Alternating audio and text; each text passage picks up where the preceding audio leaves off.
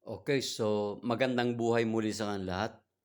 So we're going to discuss again the part 2 of the single phase motor rewinding, that is spin motor. So again, yung part 2, kukunin po natin lahat yung data ng spin motor natin. Again, stator, number of slots. So number of slots, ibig sabihin yung butas na pasukan ng motor natin. So ito, bilangin po natin. 1, 2, 3, 4, 5, 6, 7, 8, 9, 10, 11, 12, 13, 14, 15, 16, 17, 18, 19, 20, 21, 22, 23, 24 slots. Okay, nakalagay na po na yung 24 slots. Ibig sabihin, 24 slots yung pinapasukan ng winding sa motor natin. Okay, punta tayo sa running winding. So, pitch number. Pag sinabing pitch number, ilan ba yung coil per pole? So, meron tayong nabilang na 1.6 at saka 1.4. Number of poles, that is 4 poles. Bilangin po natin yung number of poles. Running winding, 1, 2, 3, 4. Starting winding, 1, 2, 3, 4. Ibig sabihin, 4 poles. So, 1, 6, 1, 4. So, ibig sabihin, sa isang pole, dalawa yung coil niya. Bakit dalawang coil niya? Ayun, nakalagay, 1, 6, 1, 4. So, ito, 1, 2, 3, 4, 5, 6. Then, 1, 2, 3, 4. Same as the starting winding. 1, 4, then 1, 6. Parehas po sila. Okay, so number of coil per pole, that is 2 coil per pole. So, ibig sabihin, isang pole, dalawang coil niya. So, ibig sabihin, yung coil niya, that is 1.6 at saka 1.4. Number of turns per pole. So, sa 1.6, that is 245 turns. Ito po. So, ito yung running winding natin. Ito nabilang po natin, that is ito. Ito yung 1.6, ito yung 1.4. Sa 1.6, 245 turns. Ito, tig-20 na bilang po natin. So, 245 turns sa 1.6 sa running winding.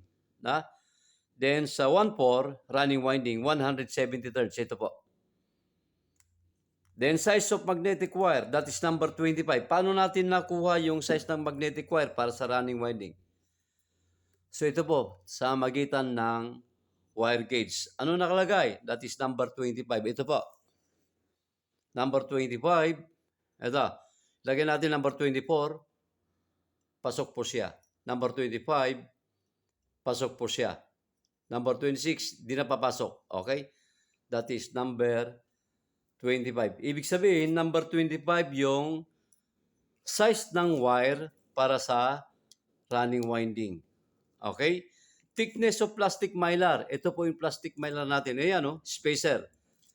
Yung plastic mylar, lalagay natin doon sa slots para hindi dumikit yung magnetic wire dito sa bakal para walang ground. Anong thickness of plastic mylar? That is 0.012. Paano natin nakuha yung 0.012? Ito po.